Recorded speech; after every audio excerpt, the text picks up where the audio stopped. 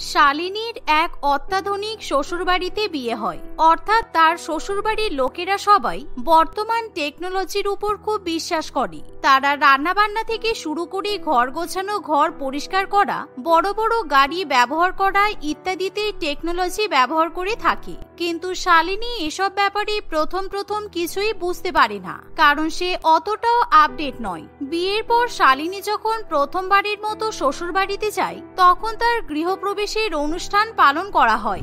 মা, আপনি বলেছিলেন আমার গৃহপ্রবেশের সময় অনেক আত্মীয় স্বজন আসবে আর আপনার অতিথিরাও আসবে। কোথায়? আমি তো কাউকে দেখতে পাচ্ছি না। শুধুমাত্র আপনি, আপনার বড় জা আর আমার ননদ আছে। দেখতে পাবে না? ওই দেখো, তোমার সামনে একটা বড় কম্পিউটারের স্ক্রিন লাগানো আছে। ওখানে তুমি অনেকগুলো মুখ দেখতে পাবে। ওরাই হলো আমাদের আত্মীয় স্বজন। এখন বিয়ে হয়ে গেছে, তাই গৃহপ্রবেশের অনুষ্ঠানের সময় বাড়িতে ভিড় বাড়িয়ে তো কোনো লাভ নেই। তাই আমি সবাইকে একসাথে ভিডিও কল করে নিয়েছি। ওরা ভিডিও কলের মাধ্যমেই তোমার গৃহপ্রবেশের অনুষ্ঠান দেখবে। শালিনী সামনের দিকে তাকিয়ে দেখে যে একটা বড় পর্দা লাগানো আছে। সেখানে সে তার মাসি শাশুড়ি, কাকি শাশুড়ি, জেঠি শাশুড়ি এবং অন্যান্য আত্মীয় স্বজনদের দেখতে পায়। এমনকি তার শাশুড়ি মা শালিনীর বাবা মাকে পর্যন্ত ভিডিও কলে যোগ করে নেয়। এভাবে টেকনোলজিকে মাথায় রেখে নতুন বৌমার গৃহপ্রবেশের অনুষ্ঠান পালন করা হয়। শালিনী যখন শ্বশুরবাড়িতে ঢুকে পড়ে, তখন অটোমেটিক্যালি শ্বশুরবাড়ির দরজা খুলে যায়। একটা রোবটের মতো হাত এসে তার সামনে জল এগিয়ে দেয়, যা দেখে শালিনী একেবারে অবাক। বাবা, কি সুন্দর! নিজে নিজে কোনো কাজই করতে হচ্ছে না, অটোমেটিক দরজা খুলে যাচ্ছে। একটা লোহার হাত এসে আমাকে জল খাইয়ে দিয়ে যাচ্ছে। সত্যি আমি এসব কোথাও দেখিনি। আসলে শালিনীর স্বামী একটা বড় রিসার্চ অর্গানাইজেশনে কাজ করে, আর সেখানে রিসার্চ করে সে টেকনোলজির উন্নতি ঘটায়। বিকাশ নতুন যাই কিছু আবিষ্কার করুক না কেন, সবকিছুই আগে নিজের বাড়ির উপর প্রয়োগ করে। তাই তার বাড়ির লোকেরা টেকনোলজির দিক থেকে অনেকটাই উন্নত। বিয়ের পরের দিন সকালবেলা যখন নতুন বৌমা রান্নাঘরে যায়, তখন সে দেখে যে তার ননদ আগে থেকে রান্নাঘরে উপস্থিত আছে। এ কি মেধা, তুমি সকালবেলা রান্নাঘরে কি করছো? আজকে তো আমার রান্না করার প্রথম দিন, তাই তুমি যাও, তুমি বাইরে গিয়ে বসো, আমি তোমাদের সবার জন্য রান্না বান্না করে দিচ্ছি। নো বৌদি, অ্যাবসলিউটলি নট। আমার সিস্টেমে রান্না করা ইনক্লুড আছে, তাই আমি রান্না করব। আমাকে যখন তৈরি করা হয়েছে, আমার সিস্টেমে রান্না বান্না যোগ করে দেওয়া হয়েছে, তাই প্রত্যেক দিন এই বাড়িতে আমি রান্না করব, তুমি করবে না। যাও, তুমি রান্নাঘর থেকে বেরিয়ে যাও, এটা তোমার কাজ নয়। মেধাকে এরকম রোবটের মতো কথা বলতে দেখে শালিনী খুবই ভয় পেয়ে যায়, কারণ কোনো মানুষ এরকম ভাবে কথা বলতে পারে না। মেধা কিছুতেই তার বৌদিকে রান্নাবান্না করতে দেয় না। এমন সময় শালিনী লক্ষ্য করে যে মেধা চোখের নিমিষেই ঝটপট করে ডাল, মাছ ভাত, মাংস, শাকসবজি আরো অনেক কিছু রান্না করে ফেলছে, আর সেই রান্নাবান্না করতে তার একটুও সময় লাগে না। এমন সময় যখন শালিনীর শাশুড়ি মা রান্নাঘরে আসে, তখন মা, মেধা এরকম করছে কেন? ও এত তাড়াতাড়ি সব রান্না বান্না করলো কি করে? আমি বারবার বলছি আজকে আমাকে রান্না করতে দাও, কিন্তু ও তো আমার কোনো কথাই শুনছে না। কি সব সিস্টেম বলছে, আমি তো কিছু বুঝতেই পারছি না। আজকে তো আমার শ্বশুর বাড়িতে রান্না অনুষ্ঠানের প্রথম দিন। না বৌমা, তুমি ভুল ভাবছো। আসলে মেধা মানুষ নয়, ও তো রোবট। আমার ছেলে ওকে তৈরি করেছে বলে ওকে আমরা এই বাড়ির মেয়ের মতোই দেখি। আর মাথার মেধা মানে বুদ্ধি থেকে ওর নাম হলো মেধা। ওকে যখন তৈরি করা হয়, ওর মধ্যে রান্না করা থেকে শুরু করে ঘর গোছানো, ঘর পরিষ্কার করা সবকিছুই অ্যাড করে দেওয়া হয়েছে, তাই ও চোখের নিমিষেই সব কাজ করতে পারে। শাশুড়ি মায়ের মুখে এরকম কথা শুনে শালিনী একেবারে অবাক হয়ে যায়, কারণ সে নিজের চোখে এর আগে কোনোদিনও রোবট দেখেনি। কারণ মেধা রোবট হলেও সে দেখতে একেবারে মানুষের মতোই। মেধা, তুই যখন ডাল ভাত রান্না করছিস, তার সাথে মাছ মাংসও তো রান্না করছিস, একেবারে তুই আমাদের জন্য একটু মিষ্টি বানিয়ে দে, কারণ আজকে আমাদের মিষ্টি খেতে খুব ইচ্ছা করছে। এই কথা বলতে না বলতেই মেধা আরো দ্রুত গতিতে হাত চালিয়ে মিষ্টি বানানো শুরু করে দেয়। মেধাকে এরকম একসঙ্গে 4-5টা কাজ করতে দেখে শালিনী একেবারে আকাশ থেকে পড়ে। ওরে বাবারে, এ তো পুরো টেকনোলজিয়া। আমি সবসময় ফোনের টেকনোলজিয়ার রিলস দেখতাম, কিন্তু এখন তো নিজে চোখে দেখছি টেকনোলজিয়া। এভাবেই শালিনীকে শ্বশুরবাড়িতে কোনো কাজ করতে হয় না। সে সারাদিন শুধুমাত্র আরাম করে, কারণ চারিদিকে বাড়িতে রোবট ঘুরে বেড়ায় আর তারাই বাড়ির সমস্ত কাজকর্ম করে দেয়। এমনকি শালিনী চারিদিকে শাড়ি জামা কাপড় ছড়িয়ে রাখলে রোবট এসে সেগুলো গুছিয়ে রেখে দেয়। তাই ধীরে ধীরে শালিনী ভীষণই অলস হয়ে যায়। দেখতে দেখতে আরো কিছুদিন কেটে যায়। একদিন শালিনী তার বান্ধবীদের বাড়িতে নিমন্ত্রণ জানায়। তার বান্ধবীরাও সেই বাড়িতে এসে একেবারে অবাক, কারণ তারা এসে দেখে শালিনীকে কোনো রকম কাজকর্ম করতে হয় না। সে রোবটদের অর্ডার করে আর তারাই সমস্ত কাজকর্ম করে দেয়। শালিনী, আমি তো ভাবতেই পারছি না যে তোর শ্বশুর বাড়িতে টেকনোলজি এতটা উন্নত। হ্যাঁ, সে আর বলতে, আমরা অনেকটাই আপডেটেড। আমার যখন বিয়ে হয়ে আমি এখানে এসেছিলাম তখন আমি এতটা আপডেটেড ছিলাম না, কিন্তু দেখ এখন আমি অনেক আপডেট হয়ে গেছি। এই কথা বলে শালিনী তার চোখের ইশারা দিয়ে ফোন চালায়। এটা হলো আইফোন 2। শুধুমাত্র চোখ ইশারা করে চোখ নাচাবি আর দেখবি ফোন নিজে নিজে চলবে। কেমন টেকনোলজি একবার দেখ। এভাবে গল্প করতে না করতেই হঠাৎ করে একটা রোবট ঘরের মধ্যে আসে আর সে পুরো ঘর একেবারে মুছতে শুরু করে, যা দেখে শালিনীর বান্ধবীরা তার অনেক প্রশংসা করে। এভাবেই শালিনী খুবই খুশি মনে নিজের টেকনোলজি শ্বশুর বাড়িতে বাস করতে থাকে। একদিন, কি ব্যাপার মেধা, আজকে তুমি রান্না বান্না করলে না যে? তোমার সিস্টেমে আমি যে বোতাম টিপে লিখে দিলাম আজকে আমি গরম গরম বিরিয়ানি আর পাঠার মাংস খাবো, তুমি এখনো রান্না বান্না শুরু করলে না কেন? মা বারণ করেছে, আমার সিস্টেমে না লিখে দিয়েছে, তাই আজকে নো রান্না। আজকে আমার রেস্ট ডে। রেস্ট ডে আবার কিসের জন্য? তুমি তো রোবট, টেকনোলজির অবদান, তাই তোমার তো কোনো রেস্ট ডে বলে কিছু হয় না। মেধা সেদিন কিছুতেই রান্না বান্না করতে চায় না, কারণ বিকাশ এবং তার মা তাকে রান্না বান্না করতে বারণ করে, যার ফলে শালিনী রোবটের উপর ভীষণ রেগে যায়। তাই সে তখনই মেধার সঙ্গে ঝগড়া করতে শুরু করে দেয়, কিন্তু সেই রোবট মেধা চুপ করে বসে থাকে। এমন সময় বিকাশ এবং তার মা সেখানে এলে শালিনী মেধার নামে তাদের কাছে নালিশ জানায়।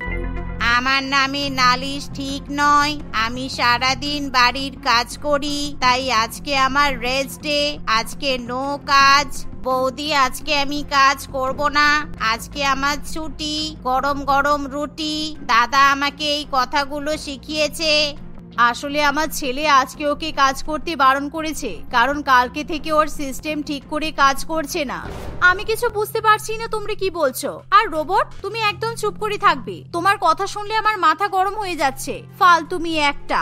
শালিনী প্লিজ এরকম খারাপ ব্যবহার করো না। আরে ও তো একটা রোবট, সুতরাং ও তো চার্জের দরকার নাকি? কালকে মেধা সারাদিন তোমার হয়ে রান্না বান্না করেছে, ঘর পরিষ্কার করেছে, ঘরও গুছিয়েছে, এমনকি ঘর মুছে পর্যন্ত দিয়েছে। আর কালকে সারাদিন তুমি অনেক খাটাখাট নিয়ে করিয়েছো, ওকে 1 মিনিটও বসতে দাওনি, তাই রাত্রেবেলা চার্জ শেষ হয়ে গেছিল। আর এখন যদি হঠাৎ করে আমার আবিষ্কার করা রোবট খারাপ হয়ে যায় তখন কি হবে বলো তো? খারাপ হয়ে গেলে যাবে, তুমি মেধার মতো আরেকটা রোবট তৈরি করে নেবে, কিন্তু আমি ওকে বসিয়ে রাখতে পারবো না। ও বাড়ির সব কাজ করবে আর আমি আরাম করে বসে থাকবো, এটাই হবে। ওর কোনো চার্জের দরকার নেই। রোবট বানানো মুখের কথা নাকি? আমি অনেক কষ্ট করে মেধাকে বানিয়েছি, আর ও এখন আমাদের পরিবারের সাথে জড়িয়ে গেছে, তাই আমার বোনের মতো রোবট খারাপ হয়ে যাক সেটা আমি চাই না। বিকাশ এই কথা বললে শালিনী রেগে যায়, তাই সে তার স্বামী এবং শাশুড়ি মায়ের সঙ্গে ঝগড়া করতে শুরু করে। তুমি বেকার বেকার ঝামেলা করছো কেন বৌমা? আমার ছেলে যখন এই কথাটা বলছে তাহলে শুনে নাও, এই বাড়িতে শুধুমাত্র মেধার সিস্টেমেই রান্না বান্না অ্যাড করা আছে, আর কারো সিস্টেমে অ্যাড করা নেই। তাই ওকে যখন চার্জ দেওয়া হচ্ছে তুমি রান্না বান্নাটা করে নাও। তুমি তো এমনিতেও রান্না বান্না করতে চাইছিলে, তাহলে এখন অসুবিধা কোথায়? শুধুমাত্র ভাত আর মাছের ঝোল রান্না করবে, তাতে তোমার এত কষ্ট? একদম বেশি কথা বলবেন না। আপনি তো বহুদিন ধরে এই সংসারে আছেন, সুতরাং আপনি গিয়ে রান্না বান্না করুন, না হলে আপনার গতরে শুয়োপোকা হয়ে যাবে। সারাদিন বসে বসে আরাম করেন, রোবট গুলোকে দিয়ে কাজ করান, আর আমাকে বড় বড় কথা বলছেন। আমি কোনো রান্না বান্না করতে পারবো না, আপনি গিয়ে রান্না করুন। শালিনী তার শাশুড়ি মাকে এই কথা বললে মেধা খুবই রেগে যায়, আর সে নিজের রাগ কিছুতেই সামলাতে পারে না। আসলে বিকাশ যখন মেধাকে তৈরি করে তখন সে পরিষ্কার করে তাকে কয়েকটা ইনস্ট্রাকশন দিয়ে রাখে। মেধা, তুই সারাদিন বাড়িতে থাকবি, তাই যখন দেখবি আমার মায়ের কোনো অসম্মান হচ্ছে কিংবা মাকে কেউ খারাপ কথা বলছে তখন তোকে কিন্তু প্রতিবাদ করতে হবে। আর এই পৃথিবীতে যত খারাপ খারাপ কথা আছে তুই সবকিছু শুনবি আর নিজের মধ্যে সেগুলো জমিয়ে রাখবি। যখনই দেখবি কারোর সাথে কোনো খারাপ ব্যবহার করা হচ্ছে তখনই তাকে সেই খারাপ কথাগুলো বলে দিবি, বুঝেছিস? ওকে দাদা, ডান দাদা। এভাবেই মেধা বিকাশের কথাগুলো মনে রেখে দেয়। তাই শালিনী যখন নিজের শাশুড়ি মাকে অপমান করে তখন ঘর জ্বালানি বউ, ফালতু মেয়ে ছেলে, তোর চুলির মুঠি ধরে নাড়িয়ে দেব। তুই আমার মাকে অপমান করিস। আমি রোজ রান্না করি বলে তুই খেতে পাস, আর খেয়ে খেয়ে পাশের বাড়ির টুনটুনি বৌদির মতো মোটা হয়ে গেছিস। কোমর নিয়ে নড়তে পারিস না, তার উপর আমার মাকে খারাপ খারাপ কথা বলা। চুলের মুঠি নাড়িয়ে বাড়ি থেকে বার করে দেব। কোনোদিনও আমার মাকে খারাপ কথা বলবি না। তুই বুঝি তোর বাপের বাড়িতে তোর মায়ের সাথে এরকম করে কথা বলিস? বাজে মেয়ে কোথাকার, তুই এই বাড়ির বউ হওয়ার যোগ্য না। তোর গতরে শুয়োপোকা। মেধা এসব কথা বললে শালিনী একেবারে চুপ করে বসে পড়ে। এমনকি মেধা রোবটের মতো এসে তার চুলের মুঠি নাড়িয়ে দেয়। শালিনী এবার কি করবে কিছুই বুঝতে পারে না। কিন্তু এমন সময় শালিনীর শাশুড়ি মা এবং স্বামী জোরে জোরে হেসে ওঠে, কারণ মেধা শালিনীকে একেবারে উচিত শিক্ষা দেয়। শালিনী ভাবতেও পারে না যে একজন রোবট এসব কিছু বলতে পারে। মেধা, তুমি এত কথা কোথা থেকে শিখলে? তুমি না রোবট? আমি রোবট, তাতে কি হয়েছে? আমি সব পারি। বাঙালি বাড়িতে থেকে থেকে আমি সব শিখে নিয়েছি, আর এটাই হলো আমার টেকনোলজিয়া। তারপর থেকে শালিনী আর কারোর সঙ্গে কোনো খারাপ ব্যবহার করে না। টেকনোলজির যেরকম ভালো দিক আছে সেরকম খারাপ দিকও আছে, তাই এবার শালিনী বুঝে শুনে সবার সঙ্গে ভালো করে ব্যবহার করে। যৌতুক ছাড়া কোনো মেয়েকেই কিন্তু আমি বাড়িতে আনবো না, এই আমি আগেই বলে দিলাম। তুই নিজের পছন্দের মেয়েকে বিয়ে করবি, তাহলে কিন্তু আমি যা যা যৌতুক চাইবো সেগুলো তোকে আনতে হবে। তুমি তো জানো মা, নেহার অত বড় লোক নয়। ও তো বোনের বন্ধু ছিল। তোমার মনে নেই? ওরা কিভাবে যৌতুকে কিছু দিতে পারবে বলো তো? তোর যদি বলতে অসুবিধা হয় তাহলে আমার বন্ধুকে আমিই বলবো, কিন্তু যৌতুক তো আনতেই হবে দাদা। আমরা তো তোর জন্য যে মেয়েটা ঠিক করে রেখেছিলাম, ওর বাবা বলেছিল গরমকালে বিয়ে হচ্ছে, তাই জন্য আমাদেরকে যৌতুকে এসি দেবে। তুই তো আমাদের সব আশাই ভেঙে দিলি। আরে বাবা, আজ না হয় কাল আমি নিজের রোজগারে একটা এসি কিনে নিতে পারবো না? আমার বউকে যৌতুকে এসি আনতেই হবে, এরকম কি কোথাও লেখা আছে নাকি? কোথাও লেখা নেই, তবে এটাই আমার ইচ্ছা। আমি যখন তোর ইচ্ছে মতো বিয়েটা মেনে নিয়েছি, তখন আমার এই কথাগুলো তোকে রাখতে হবে। সমর আর কিছু না বলে সেখান থেকে চলে যায়। সমর তার বাবা মা এবং বোনের সঙ্গে একটি গ্রামে থাকতো। তারা যেমন খুব গরিব ছিল না, তেমনি খুব ধনীও ছিল না। তাদের ইচ্ছা ছিল তারা তাদের ছেলের বিয়েতে ছেলের শ্বশুরবাড়ি থেকে অনেক রকম দামি দামি যৌতুক আদায় করবে। কিন্তু সমর তাদের থেকেও গরিব পরিবারের একটি মেয়েকে বিয়ে করতে চাওয়ায় তাদের পরিবারের বিয়েতে যৌতুক পাওয়ার স্বপ্ন ভেঙে চুরমার হয়ে যায়। কিছুদিনের মধ্যে সমরের বাড়ির সবাই মিলে নেহার বাড়িতে তাদের বিয়ের কথা বলতে চায়। আমরা আমাদের ছেলের এই সিদ্ধান্তে মোটেই খুশি ছিলাম না, কিন্তু তাও একমাত্র ছেলের মনের আশা পূরণ করব বলেই এই বিয়েতে রাজি হয়েছি। আপনাদের ছেলের আশা পূরণ করতে আপনারা যে আমার মেয়ের ভাগ্য কতটা বদলে দিলেন তা আপনারা নিজেই জানেন না। আমাদের মেয়ে আপনাদের বাড়ির বউ হবে, এর থেকে সৌভাগ্য আমাদের জন্য আর কি হতে পারে বলুন তো? শুধু কথাই তো চিড়ে ভেজে না বিয়ান। আমরা যেমন আপনার মেয়ের ভাগ্য বদলে দিলাম, তেমন আপনারাও আমাদের দু একটা ইচ্ছা তো পূরণ করে দিতেই পারেন। বেশি কিছু নয়, শুধু একটা এসি আর একটা ফ্রিজ দিলেই হবে। আসলে যে গরম পড়েছে, এই দুটো জিনিস ছাড়া তো সাধারণ মানুষের টেকা দায় হয়ে উঠেছে। এগুলোর তো অনেক দাম দিদি ভাই, এসব কিনলে তো মেয়ের বিয়েতে খরচা করার মতো টাকাই বেঁচে থাকবে না। আপনারা বুঝতেই তো পারছেন আমি কি বলতে চাইছি। আমরা বুঝতে পারলে তো হবে না, আপনাকেও বুঝতে হবে। আমার ছেলে আপনার মেয়ের সারা জীবনের দায়িত্ব নিচ্ছে, আর আপনি আপনার মেয়ে জামাইয়ের ঘরের একটা এসির দায়িত্ব নিতে পারবেন না? এরকমই নানান রকমের কথা বলে তারা নেহার পরিবারকে যৌতুকে এসি দেওয়ার জন্য বাধ্য করে। কোনো উপায় না পেয়ে মালা দেবী মহাজনের কাছ থেকে টাকা ধার নিয়ে তার মেয়ের বিয়েতে যৌতুক হিসেবে ফ্রিজ এবং এসি কেনার ব্যবস্থা করে। মা, তুমি এতগুলো টাকা কোথায় পেলে? তুমি অত দামি একটা এসি কিনলে, ফ্রিজ কিনলে, আর সবচেয়ে বড় কথা তুমি আমাকে কিছু না জানিয়ে ওগুলো আমার হবু শ্বশুর বাড়িতে পাঠিয়ে দিলে। তুমি কোথায় পেলে অত টাকা বলো তো? আরে এই নিয়ে তুই চিন্তা করছিস কেন? আজ বাদে কাল তোর বিয়ে, এত চিন্তা করলে তোকে বিয়ের দিন দেখতে ভালো লাগবে না। আমি তো তোর মা হই বল। আমি মা হয়ে কখনোই চাইবো না যে আমার মেয়ে শ্বশুর বাড়িতে দুঃখে কষ্টে থাকুক। আমি মহাজনের থেকে কিছু টাকা ধার করেছি, তুই চিন্তা করিস না। আমি একটু বেশি কাজ করে কয়েক মাসের মধ্যেই সব টাকা শোধ করে দেব। বেকার বেকার তুমি আমার জন্য মহাজনের কাছ থেকে টাকা ধার করতে গেলে? আমার তোমার কথা চিন্তা করে খুব খারাপ লাগছে মা। তোকে তো বললাম এগুলো নিয়ে চিন্তা করিস না। আচ্ছা তুই আমার সাথে চল তো, তোর মুখে একটু হলুদ আর চন্দনের প্রলেপ লাগিয়ে দিই। আর কয়েকটা দিন আমাদের বাড়িতে কষ্ট কর, তারপর তো শ্বশুর বাড়িতে এসিতেই থাকবি, তোর আর কোনো অসুবিধা হবে না। কিছুদিনের মধ্যেই সমর এবং নেহার শুভ বিবাহ সম্পন্ন হয়।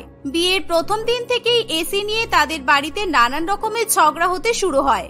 সমরের ঠিক করা লোক যখন তাদের বাড়িতে এসে এসি লাগানো শুরু করে, তখনই সুনন্দা দেবী আর কোয়েলের মধ্যে ঝামেলা শুরু হয়ে যায়।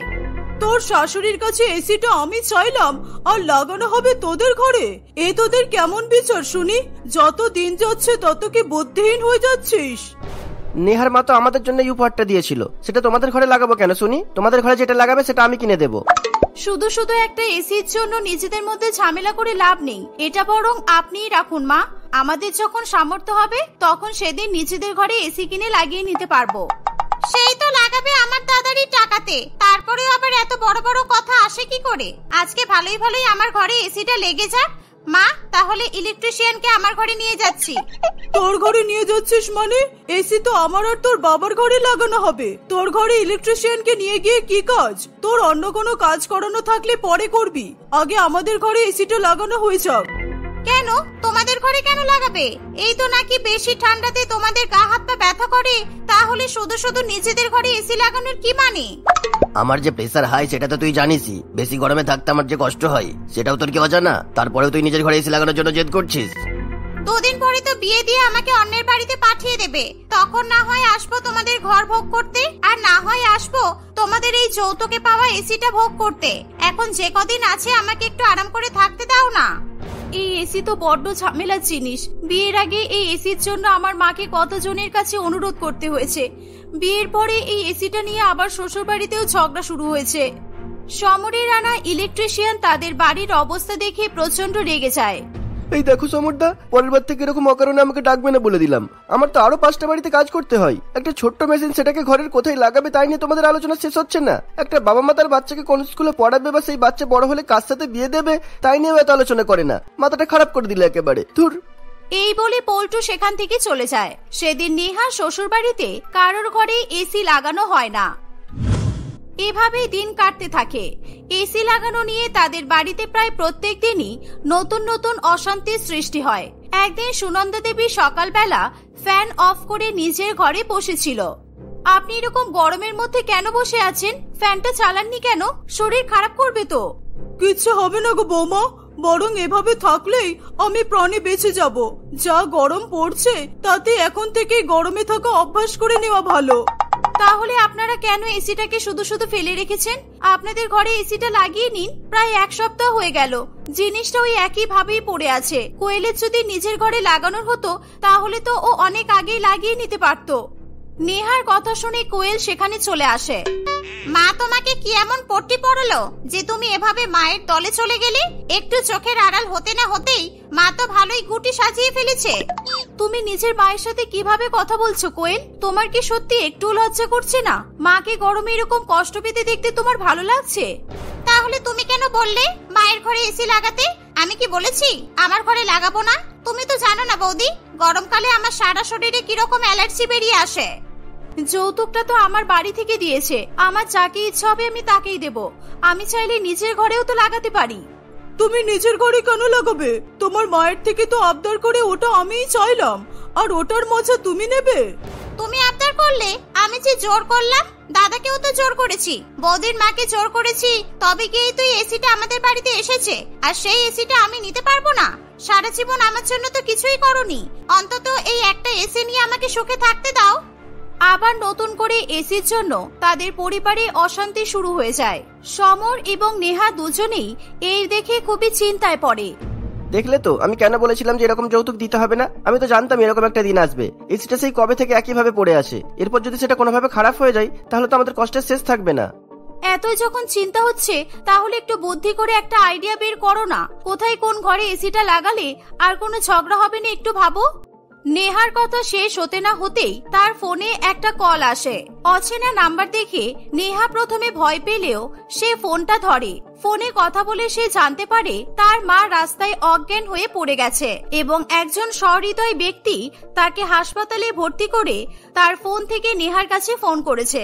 এই কথা শুনে নেহা আর এক মুহূর্ত দেরি করে না, সে সমরকে নিয়ে হাসপাতালে চলে যায়। সেখানে গিয়ে তারা দেখে মালা দেবীর তখনও জ্ঞান ফিরে আসেনি।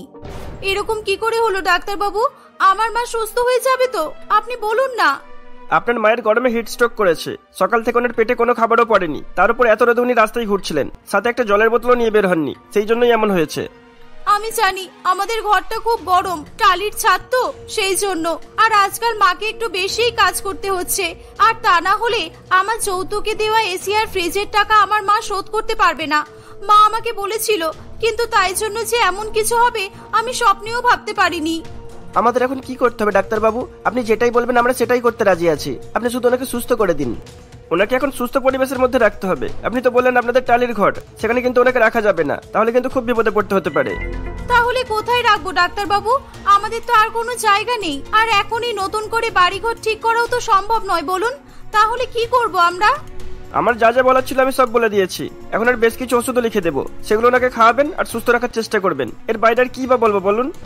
ডাক্তার বাবুর কথা শুনে নেহা তার মাকে নিয়ে খুবই চিন্তায় পড়ে। যতদিন না তোমার মা পুরোপুরি সুস্থ হচ্ছে ততদিন ওনাকে আমাদের বাড়িতেই রাখো। হয়তো আমাদের বাড়িতে এসি লাগানো নেই, কিন্তু টালির ঘর বা ছাদ তো আছে। তোমার বাপের বাড়ির টালির ঘরের থেকে আমাদের বাড়িতে তোমার মা অনেক বেশি ভালো থাকবে আমার মনে হয়। নেহা সমরের কথায় একেবারেই রাজি হয়ে যায়। সমর বেশ কিছুক্ষণ জোর করলে নেহা বাধ্য হয়ে তার মাকে নিয়ে সমরদের বাড়িতে চলে আসে।